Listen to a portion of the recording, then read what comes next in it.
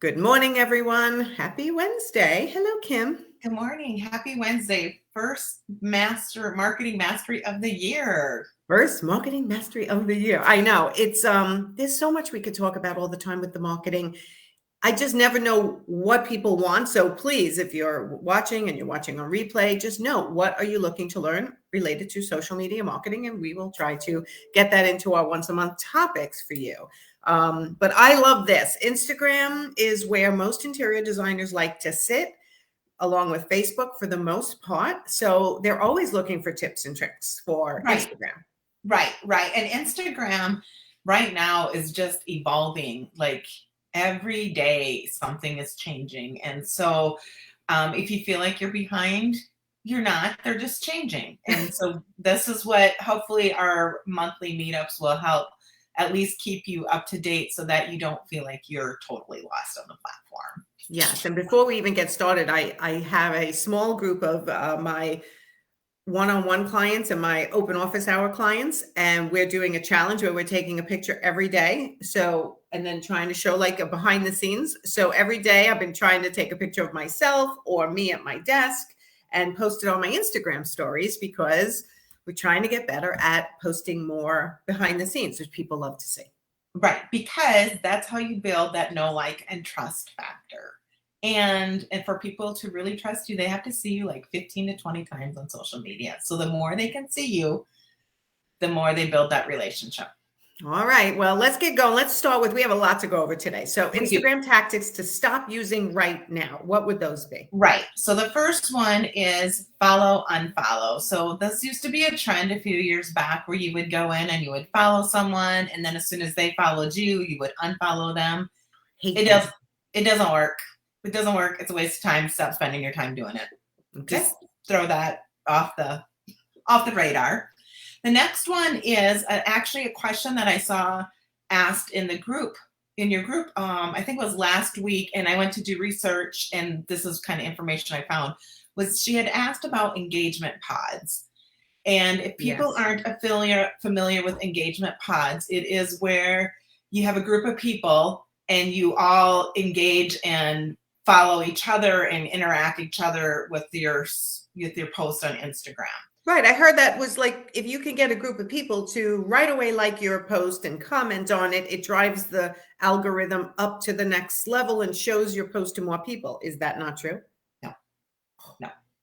Actually, yes. Actually, if you have friends that like your stuff and you post your stuff, like we encourage companies that we work with, like if we're posting at 9, if you have your team members go in and authentically like it or share it onto their platforms or however you want to do that, that works. But engagement pods, Instagram algorithms are so smart that they track engagement pods. And so then once they figure that you're part of one, they will limit your reach and they could potentially ban your account. Okay, then we're not going to do that anymore. So number one was follow, unfollow. Don't do that anymore. Correct. And then engagement pods. Don't bother with engagement pods. They're not worth it. Nope, they're not worth it. It's not worth anything's not worth it if you're going to risk getting your account banned. Absolutely. Like, you put too much energy and effort and resources into it, so that's not worth it. The other one is, I don't see designers doing this a whole lot. It's for more other people that want to be more influencers or try to get something, is unapproved giveaways. So if you're doing a giveaway, making sure that you follow Instagram rules. Facebook has a whole different set of rules, so that would be a different topic. But where we're talking about is if I were to do a giveaway with you, and I did a giveaway with Teresa, and we all branded our stuff together, and we had this big old giveaway, that can come across as spammy. Yeah. So you have to be really careful about that. And then what it does is it encourages artificial engagement. So you and I have parallel audiences. So what we would do together would make sense. Or if I'm in another service, but if you were to, let's see, who wouldn't make sense? So if you were to partner with, you mean like a Luann or another coach, so that would be fine because your audiences are about the same. But if you were going to go partner and do a webinar with a fitness coach, that might not, your audiences might not align that way if Yeah. you're talking about health, unless you're bringing in the taking care of yourself as a coach. Yeah, and I've seen those. It's like if the three of us went together, we all have interior designers as our primary ideal client, and we went Correct. together as a giveaway, and it'd be like, follow Nancy, Kim, and Teresa, and then be eligible for the giveaway. That's sort of spammy. Right. And it encourages artificial engagement. Yes, I don't like Yep. that. And then it won't attract your correct audience.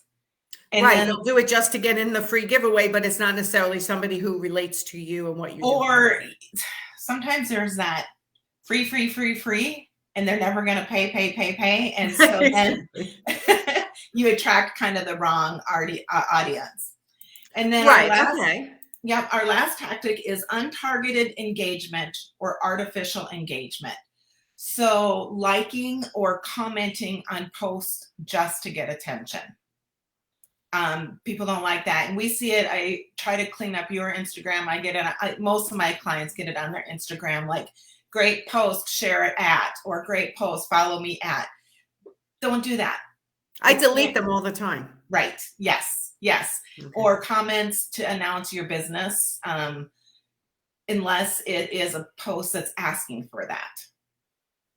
So if when you're interacting on other people's posts, don't just spam and go, hey, I'm here, I'm a business coach. Hey, I'm here, I'm an interior designer. Right. Like, make it relevant to what they're asking for. By the way, people do this in the Interior Design Business Forum Facebook group all the time. Someone asks a question and then they're posting like, I can help you with that. And they put their URL and it's really completely different. And they're trying to get other people. Right. That's spammy. Don't do it. Right. And it builds bad relations with the people's posts that you're on. Well, it also gets them blocked from my group. When I see that, we don't even want people anymore. We just block them from the group. They can't participate anymore. So they either follow the rules or not. So I like that artificial engagement on Instagram and Facebook are really just not right the way you want across the whole board. Is that, remember, if you were going on a blind date with somebody and they met you and it's like, hey, I'm Kim and I'm this and this, and all you know is about me, that relationship isn't going to go very far. Yes. And so thinking about how it's more about building the relationships, and that is really the success on social media, is showcasing who you are in the services so you can meet new potential clients, but then building that relationship and then taking that relationship offline and proceeding down the sales funnel. Gotcha. Okay. So those are the 4 tactics to stop doing right now. 4 Instagram tactics to stop doing right now. Don't do the follow, unfollow. Don't do engagement pods. Don't do unapproved and not like valid giveaways, just trying to get engagement and following. And don't do artificial engagement on other people's posts, trying to spam their posts, trying to get more business. Correct. Don't do any of that. Correct. So that's not what to do. Now we're going to talk about the 9 things you can do to help optimize your Instagram. And we're going to just start going down your whole feed. We'll go step by step. So your Instagram bio.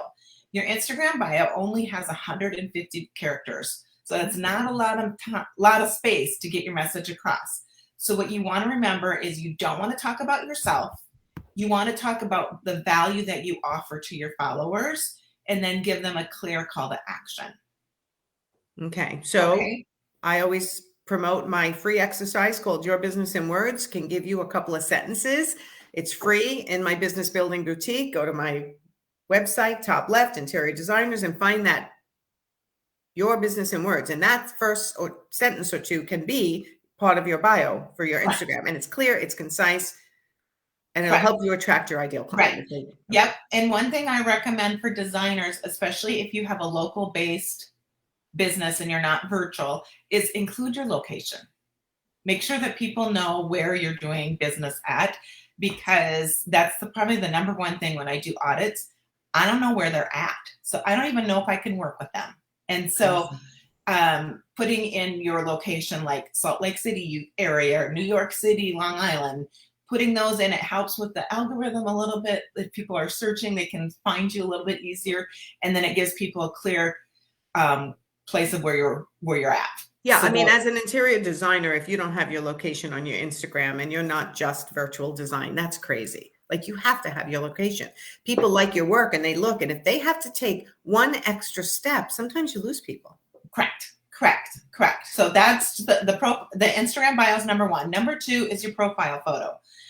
Some people will put in their logos for brand recognition, but really a personal photo of the owner, the president, the whoever really attracts more, building that know, like, and trust. And so that is the place to put your picture, is using it on the. And I know there's a lot of interior designers who struggle with putting their face out there, but it helps people know who they're working with or who they're reaching out to. And it really does make a huge difference. I don't reach out to people anymore who don't have their pictures on their website even. Right.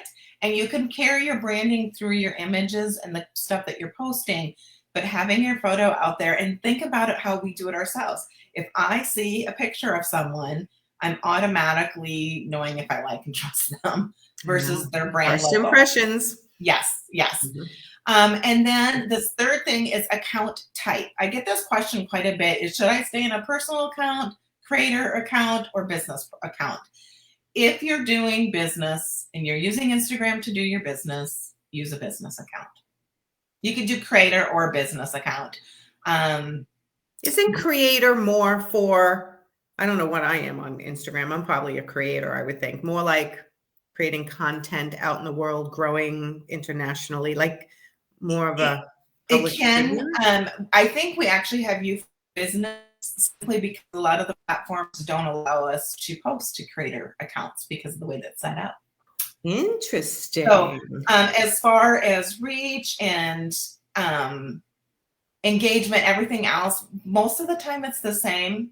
Like, you're not going to see I don't see a whole lot of difference between clients that use business and creator. But if you're using it to promote your business, it's just use a business account. You get a lot more analytics, then you know what you're doing. It's working in what you're doing. And that's actually the biggest thing. I think personal accounts don't have the analytics that business accounts have. So if you're using it for business, and if you're using it for business and personal combo, then choose business. Correct. And on Instagram, we don't see it like we do on Facebook. On Facebook, you definitely your personal accounts get a lot more reach than your business accounts on Facebook. But on Instagram, we don't see that same crossover. Like, gotcha. Doesn't really affect that algorithm as much. Okay. So the next one is really interesting because it's with stories and highlights. So that challenge you're doing with the group is amazing. With my Profit Insider group? Yes, that is great because a lot of people, the first thing they'll do is they'll look at your bio and they'll look at your photo and then they'll look at the ring around your photo and they're going to click on your stories. But it is one of the most underutilized part of Instagram. So, and then after that, they'll look at your highlights. And so I see people using stories, but they're not sharing them to your highlights. So if you can share them to your highlights, the thing that I see that people make the most probably error or mistake on the highlights is that I'll see some designers and they'll do a highlight by project. So they'll say Highland Avenue, whatever. People don't necessarily care. They want to know about you. So it's better to take your service areas, or I even like to use your different pages on your website as your highlight. So if you have an about section on your website, if you have a service, if you have a portfolio, different things. Right. Using them as your highlights and being a little bit more broad, because once that project is done, then it's done. You're probably not adding any more highlights to it. So if it's a project you did 5 years ago, it's going to show up unless you delete that highlight. So making sure that you categorize, and based on your business goals and your content pillars is another word that sometimes we'll use, like if you've got different pillars of your content that you're using. Okay, so just for people who are watching, we're talking about if you are posting to your stories on Instagram, you can also then take that and add it to a highlight, which is the circles that save your pictures forever in the top, where sometimes people will binge in your highlights. Correct. Right? So we have a good question here. I don't know who's asking because you need to give Be Live permission to see your name, but I also did open up Facebook to see if I could see who's commenting. So the question is, what do you mean about adding the services as a highlight as categories. So in other words, if they offer full service design, designer for a day, designer on call, like different service models. So I do remodels and I do renovations and I do like that. You could do it that way if you have enough, if you're going to be taking enough story pictures. If you're not using stories much, or if you want to even have someone create some stories like in Canva or whatever, like services offered, and then just making services as one of those categories. Okay, so Carolina is my brand photographer. So in her case, it's going to be her services that she offers, like, you know, 1 day, half day photography, full day photography, branding. Like she could lay out her services in the highlights. And then when she takes pictures that relate to that service, she can throw them up in there for people to see. Yes. Or I'll see other photographers, they'll do newborn, they'll do weddings, they'll do lifestyle, you know. That's a great idea. She could do interior designer, lifestyle shots, coaches, like the different types of people she serves could be her highlights. Right. And the thing to think about is, what are you taking pictures of a lot with your stories? And so that you'll have the highlights, or are you going to create some stories that you're going to post to your stories that explain a little bit more about your services? Okay, so you could do either or. So if you're posting purposely to add to your highlights, that's fine. And if you're doing it just to do in your stories and then add it to your highlights if it's appropriate, that's correct. And that makes the next thing is that making sure that in your Instagram settings, you switch on the story archive so that it's on. So that way, if you don't want to, sometimes when you're doing stories, you don't have time to switch and add to highlights. But if you have the story archive set up, then you can go back and add to highlights later. Oh, I'm assuming you do all that for me. Yes. Okay, good. And then when you notice in the highlights, some people will have the customized thumbnails. Yes. And those are always nice. I made a mistake on mine. I need to go change it. But trying to just do brand colors or small, simple logos and not adding copy to it, because, or including text, because it's just too hard to read. Yeah, like I'm looking at mine. Well, I don't know if anyone can see it, but if you go to my Instagram, Nancy Ganzakoffer, these are my highlights, these blue circles. And underneath, one says travel. Oops, I just hit into it.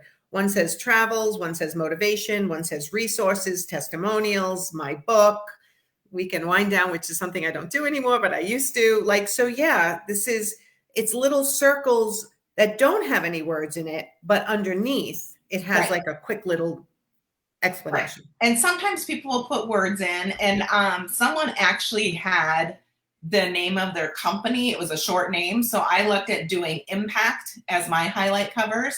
But the thing is every time you update your stories and you put it to a highlight, that highlight moves to the front of the list of the highlights. So then if you're spelling a word, it wouldn't make sense without making sure you're very intentional. Gotcha. Okay, can you speak about the call to action features and the options to turn stories into reels? So, okay, can you speak about the call to action? So you mentioned, Kim, that you make sure you have a call to action. Yes. So if I post to stories. So stories, your call to action is, if it makes sense, you could use the stickers and to engage, ask questions. Those are the call to actions. Or if you want them, so if you posted a picture, so your photographer, she posted a picture of branding, and she could say, learn more info, and then she could put the URL to her website. Okay, so if I post the picture I just took and I want to put a sticker, I would go to which sticker? Oh, it has a link. So yes. I can post a link. Go check out my live in the Interior Design Business Forum about marketing mastery, and I could put a link right from the sticker page, which is about 1, 2, 3. On mine, it's 4 rows down. And it rotates depending on the day. Okay, so they have to find the link, and then you could put a URL, and then that's the call to action feature, and the option to turn stories into reels. Is that something? Right? It is something, and you'll get a pop-up, and I actually did that the other, just playing around with it. So it's a feature I would encourage you to play around with if you want to. They will just, Instagram, I know Facebook does it all the time, says, would you like to convert your stories? And then you can pick different stories and convert it to reels. It's an easy way to make a reel. So say that again. I dazed out because I was reading. So you could take your stories and turn them into a reel by just like choosing 10 images. Yes. And usually Instagram will have a feature, I believe. I know Facebook has, it pops up. I'll go through my feed about 3-4 posts in, and it says, do you want to take this highlight and make it into a reel? I did it the other day on Facebook. I clicked yes, and then I just clicked my stories and I edited. So I did that the other day too. I was like, my phone just gave me a great reel to post, and it was so easy. I was like, this is great. I hope that Instagram continues to do that kind of stuff. It makes it so much easier for us. Right. And she says it's available on regular posts now. That's great. Not everybody has that option. So hopefully. So that's Carolina again. She has it already, but not everyone has it. When Instagram rolls out updates, they roll them out slowly. I don't know how they choose who they roll it out to. Sometimes I get them first. Sometimes I don't get them first. I don't know why. And I think Instagram is really trying to compete with the other platforms, and understanding that by not having the ability for people to include links, it really limits some of that. Limits the people wanting to use Instagram for businesses. Right. Okay. Yeah. Okay, good. So that's kind of the highlights and the stories. The next thing is just take a look at your feed and your whole Instagram, and does it resemble your brand and your voice? It's amazing how when someone will come to me and they said, well, I like your Instagram because it's nice and light. And you look at their Instagram and it's because they're picking out dark photos. And so just taking a look and just taking a step back, or asking someone that you trust, like, do you think this resembles my brand? And then reading some of the content. Okay, the next one is content mix and captions. Reading your captions. Does it sound like you in real life, or are you trying to be somebody else? And then how can you make it more sound like you? Because people really want the authentic is going to be like the word for 2023. Like, they want it to be in your voice. And I have to tell you, it makes a big difference. I mean, we have content writers, I have blog writers, but once they really get to know my voice, it connects. And when I actually go old school and sit down myself and write a post in the Interior Design Business Forum Facebook group or anywhere else, I notice it connects even more than when my content writers do it, which is why everyone should try to find time in their day best as possible to create their own content. And then when they hire someone to help them, that person, like you guys do, get to know my voice and try to make it sound more like me all the time, as opposed to me having to do it myself. Or we even have clients that they'll just jot a few things down in their voice, and then we just take it and prettify it, make it pretty, and make it expand upon it. And yes. So however works for you. One thing to remember with captions is trying to include a call to action. So designers, I see a lot, we see your beautiful pictures, but what do you want us to do with that? And so you could say, follow me for more design inspiration, follow me for more tips, tap my profile for more details, comment to get more information. I hop on my calendar for a quick design chat about your project, anything like that. You want design inspiration, visit my website to see my portfolio. Okay, so people feel funny about making a call to action on every single post. You don't need to make it on every single post, but I would aim for, if you're doing 3 posts a week, I would aim for at least 1 post of the 3. Okay, and if you're doing 5 or 6 or 7, 3 a week can definitely be. Right. People want to know what to do with the information that you've given them. And we love to look at the pretty design photos, but if we want to build that relationship with you, we need to know what that next step is. And I will add a story to this. I remember when I started speaking on stage, somebody gave me great advice. They said they remember going to see 3 speakers in an event, and every speaker did a great job. And at the end, the first 2 speakers gave a call to action from stage. And if you want to, work with me, I'll be at the back table to answer all your questions and blah, blah, blah. Or if you want to know more about me, grab your phone and go to my website. The one speaker, this woman who was giving me advice, wanted to get more services from, didn't give any call to action from stage, and then literally ran out of the room. So think about when you're posting on social media, it's kind of the same thing. If you're posting and running and not giving somebody the next step, you're losing an opportunity. People need to know what to do next, which is why we always try to click on Kim's website and hop on her calendar or grab some of her products, like go take a look at her services. We always try to add that to all of these broadcasts because we're telling people what to do next. Correct. And another example in designers is if you are using stories regularly, you post a picture of a beautiful remodel or a before and after. You could even in the captions, for more design inspiration, check out my stories. So you're giving them something to do to build that relationship, then that know, like, and trust with you. Okay, so the call to action doesn't have to be like, buy this. It can literally be it's just so they can get to know you more. So it's beyond having coffee. Now you're going to have dinner with them. Okay, like, click here to read more about my blog where I go more in depth on this topic or something like that. Correct, yeah. And then making sure you audit and analyze your numbers. Take 10 minutes every month to look and see what were the most popular posts. Are you growing the way that you want to grow? Are you meeting the goals that you've set out for Instagram? And look at those popular posts and then do more of them. That's how to see what people react. Yes. Okay, so we have a question. How far ahead do you plan your posts? What is a good flow to start working with a VA? Any advice? The VA stuff might be a separate topic, but let's go with how far ahead do we plan our posts? Okay, so a lot depends on the client and their working style. Most of our clients, we plan out a month ahead of time. Some, if they are, it's 2 weeks. And then I have one designer that is a little bit more hands-on. We meet every week for 15 minutes and we pull images and discuss copy. And definitely one of my clients, I'm sure. Then we create it from there. So a lot depends, but I recommend always having a week ahead of time in case you have one of those weeks where you don't get to post on the fly. Yeah, and I'm going to push back on that. I think you have to have 2 weeks in advance, if not a month, because shit happens. And you can always go back and revise. And you can always add extra posts. I always figure we can add extra. So 80% of our clients, we're out a month ahead of time. When we take on a new client, we usually go week by week for the first couple weeks. Then we go 2 weeks by 2 weeks. And then by the third or fourth month, we're doing monthly. Once you've got their voice down and their style and their brand. Correct. Got it. Okay. And I'm happy to answer any good workflow with the VA. If you want to send me a private message, I'm happy to answer the questions on that. Yeah, that's just another whole topic. Yeah, that would be too much time for today. Well, thanks, Gina. I'm glad you had your mind blown. We still have 2 more things here. One is audit your Instagram engagement.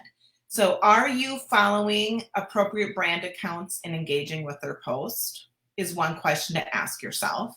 Appropriate brand accounts. So if you're an interior designer, you can follow furniture companies, you can follow other people who have the same target audience as you and do some genuine engagement with their. Correct. Or if you're a local designer and you work in just a local market, following local businesses like restaurants that you would frequent or where your clients would frequent, the local chamber, the visiting bureau, anything like that to get your name out. Yes. When you are engaging on Instagram, are you replying to both comments and DMs? So if someone says, this is a beautiful picture, or I love this kitchen, you could respond and say, well, what's your favorite? What thing stands out the most? Or, yeah, we love these colors too. Or responding back and increasing that interaction with them. DMs, I do want to caution you that there's a lot of spammers. So if someone DMs you and it looks sketchy, don't respond, because that is how they hacked one of my clients' accounts, because she responded to a DM.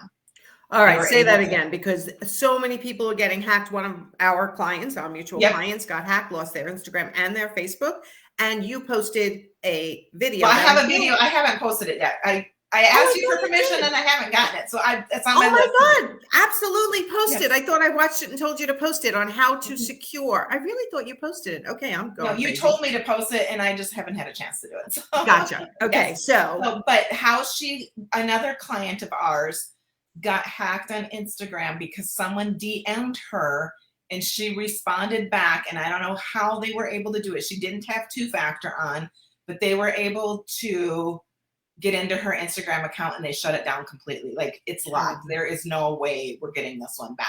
So if it's spammy, if it looks spammy, if you don't recognize the person, if their profile doesn't look right, don't click on it. It's not worth it. If it's someone that's a legit client, they'll reach out a different way. Yeah, I've gotten that from people who they are legit people, but the profile is a brand new profile. I got a fake profile on me, and I basically told everyone I know, please go report it. Right. But I got nailed with that once too. I hit on a link and I got lucky that it didn't. But we have every security measure set up on my accounts. Right. I just want to note one thing. Don't think because you're a small account that people aren't going to hack you. They don't just hack the big accounts. They actually hack the small accounts too. We don't know why people do this. This is like just stupidity and too much time on their hands, but it happens all the time. So get that two-factor authentication up. Correct. And what happened with this gal is that she responded to the DM. So they went in, they changed her website to a false website. The contact information went to them. Then they got into her list and they started DMing her list or her followers on her, saying that it was her, so then they could get more. So they do start with some of the smaller accounts looking at gaining more.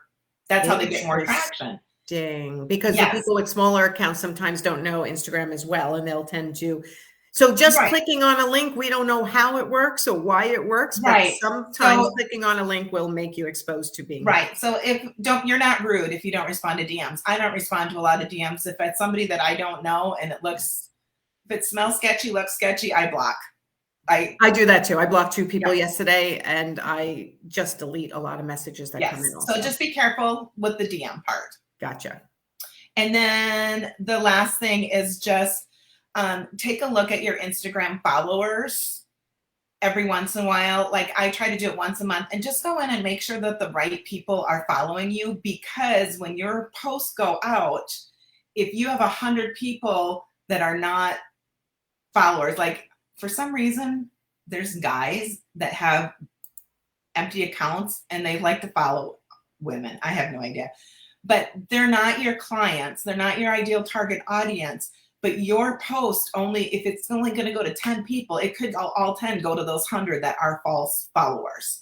So you want to go in and check to make sure that your followers every once in a while. Now, don't go in today and remove 100 followers, because that triggers on Instagram. So go in, remove 10 or 15 followers when you're thinking about it, like if they're not the right people to be following you.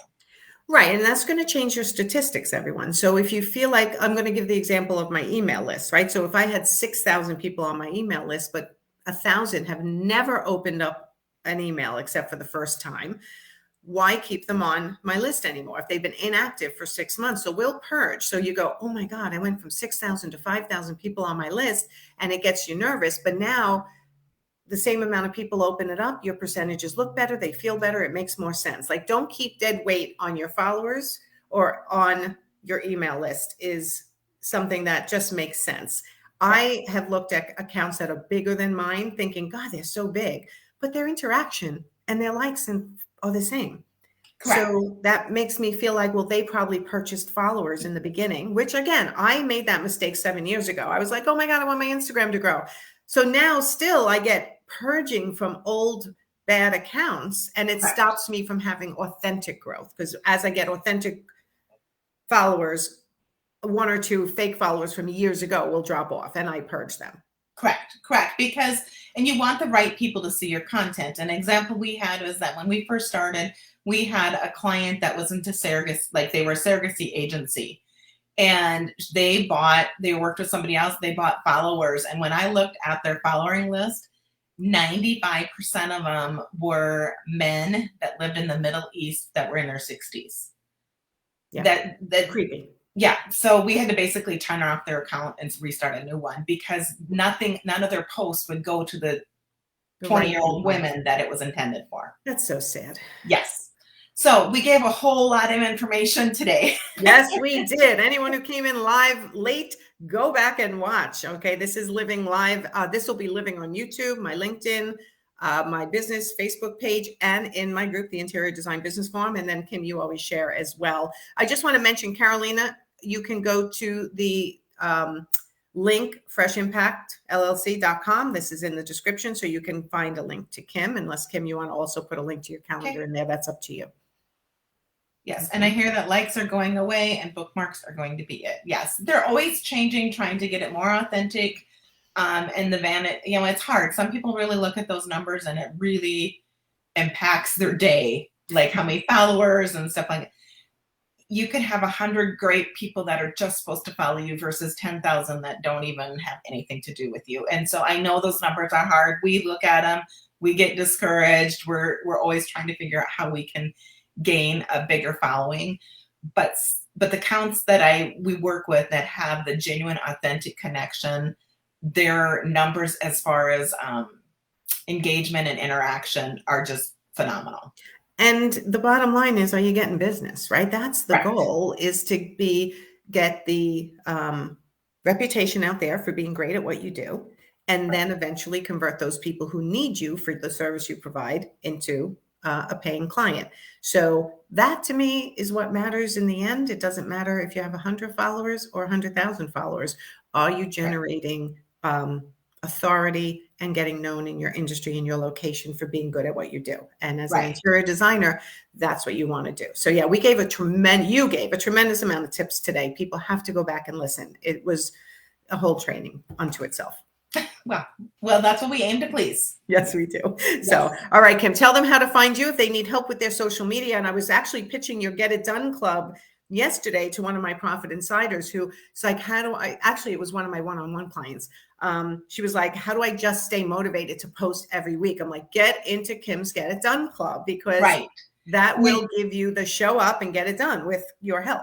Right. The Get It Done Club was actually designed off of the designers that we work with, is that they want that hands-on, want to be able to do it, but lack a little bit of training sometimes, lack a little like the motivation. So we meet once a week on Zoom, and I am your accountability partner, your coach, your trainer, your teacher, your kick it in the butt and let's get going. Cracking the whip. Right. We right now we're working on developing marketing plans for the next 3 months so that we're not just always flying by the seat of our pants. And then we give resources and trainings and tools, and you have access to our social media posting platform. So it's really it's an incredible value. Tell everybody how much it is. It's $127 a month. And like I said, you get access to our scheduler, which is great because it posts to all the platforms, and it's a huge time saver. Awesome. Excellent. All right. Thank you, everyone, for watching. Go back to the beginning and watch if you haven't gotten all the tips, or if you're watching on replay. If there's any topics you want Kim and I to cover in our once a month marketing mastery, please put a comment below, tag me or Kim, so we'll know that we can put this into our queue of topics. Okay. And we will see you next month for Marketing Mastery. Thanks, Kim. Sounds good. Thank you. Have a great week, guys. All right. Bye, everyone.